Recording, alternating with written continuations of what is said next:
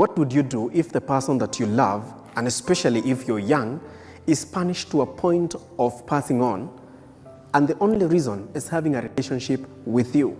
This is the story of Faith Ngina, an 18-year-old girl who was allegedly killed by her stepfather for being in love, as narrated on Tuko TV. Newton Kimaru, known online as KimFX, shared his side of the tragic events that led to Faith's death. Newton, a forex trader, met Faith in Neri around January 18th.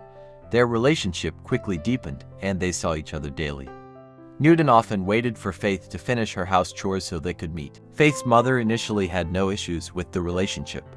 However, after hearing negative information about Newton, she tried to convince Faith to break up with him.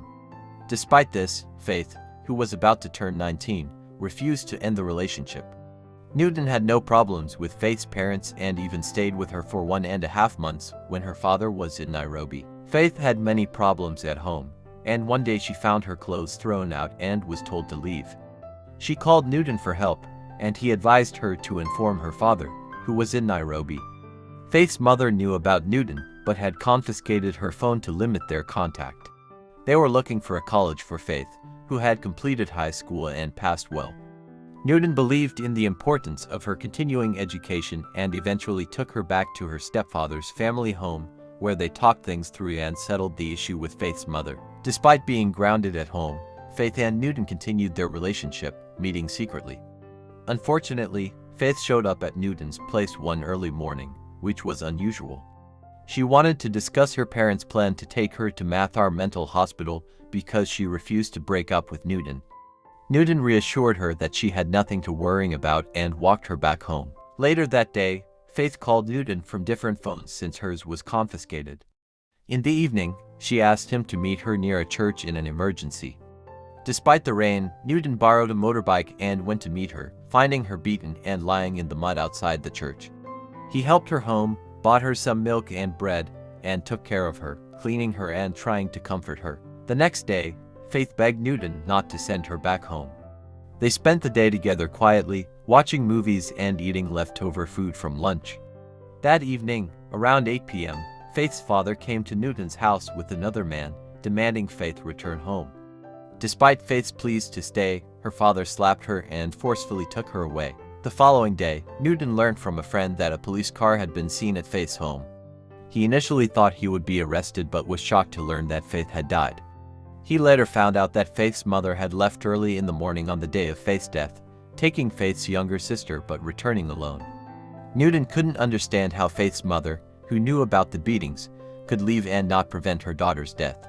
Newton reflected on their relationship, emphasizing that Faith was of legal age, had finished high school, and could make her own decisions.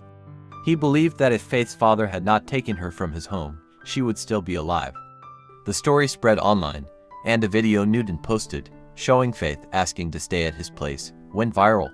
In their relationship, Faith was always reluctant to return home, preferring to spend her time with Newton.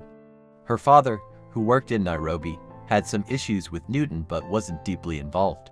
Faith's mother, however, seemed influenced by negative information about Newton.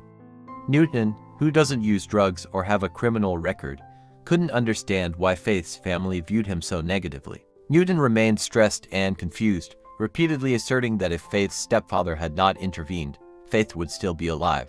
Newton, I am deeply sorry for your loss. What happened to Faith is heartbreaking, and I can't imagine the pain you're going through right now. It's completely okay to feel overwhelmed, angry, and heartbroken. You were there for Faith in her most difficult moments, and it's clear how much you cared for her. If you ever need to talk about Faith or what you're feeling, find a trusted friend who's ready to listen. Sometimes, sharing your thoughts can help, even if it's just to let some of the burden off your shoulders. What you're feeling is valid. Don't feel pressured to move on or get over it quickly. Grieving is a personal process, and it's important to allow yourself to feel and process everything. Remember the happy times you shared with Faith, the laughter, and the love. Those memories are a testament to the bond you had and will always be a part of you. You did everything you could for Faith, and you were her source of comfort and strength. You made a difference in her life, and that's something truly meaningful. Don't hesitate to seek support, whether it's talking to friends, family, or a counselor.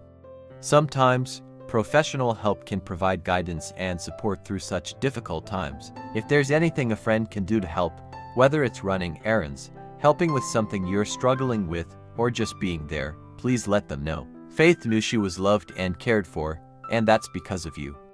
The love and care you showed her will always be a part of her legacy. Take care of yourself during this time. It's important to eat well, rest, and give yourself moments of peace. It's okay to take things one day at a time. The tragic story of Newton and Faith reveals several critical lessons about relationships, communication, and the impact of familial dynamics on young individuals. Firstly, it underscores the importance of supportive and open family environments. Faith's situation illustrates how parental and familial disapproval, when not handled constructively, can lead to devastating outcomes. The hostility and lack of understanding from her family, especially her mother and stepfather, exacerbated her distress, leading her to seek solace outside her home. This highlights the need for parents to approach their children's relationships with empathy, open communication, and a willingness to understand their perspectives rather than resorting to punitive measures. Additionally, the story sheds light on the power of love and support in the face of adversity. Despite the severe challenges they faced, Newton's unwavering support for Faith provided her with a sense of security and comfort during her darkest times. This emphasizes the vital role that emotional support plays in helping individuals cope with difficult circumstances and the importance of standing by loved ones even when faced with external pressures and judgment. The narrative also points to the dangers of domestic violence and the critical need for intervention when signs of abuse emerge. Faith's experience of being beaten and mistreated at home highlights the severe consequences of unchecked violence within families. It calls attention to the need for community awareness and support systems that can intervene to protect individuals from abusive situations, advocating for more robust mechanisms to identify and respond to domestic violence. Lastly, the story underscores the necessity of seeking help and guidance when dealing with complex family issues and emotional distress.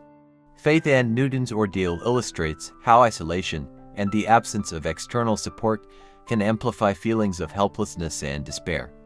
It teaches that reaching out for professional help, whether through counseling or support groups, can provide the necessary assistance and perspective to navigate and resolve difficult life situations. In conclusion, the lessons from this story emphasize the critical importance of empathy, communication, emotional support, and the need for proactive measures against domestic violence, all of which are essential in fostering healthier and more supportive environments for young individuals navigating their personal and familial challenges.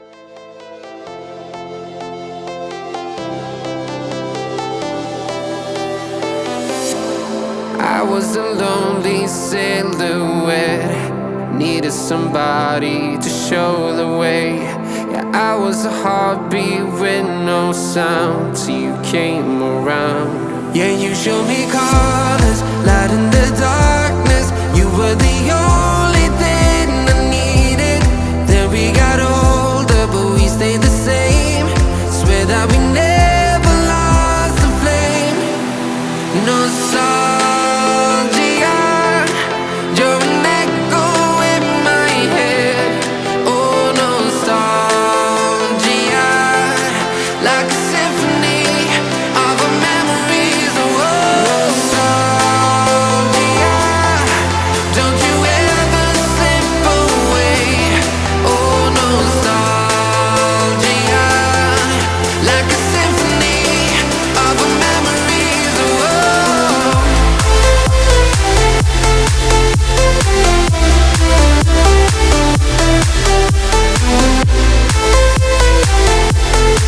like a symphony of our memories.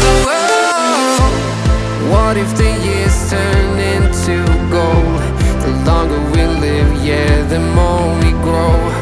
We could be 100 miles apart, but it's never far.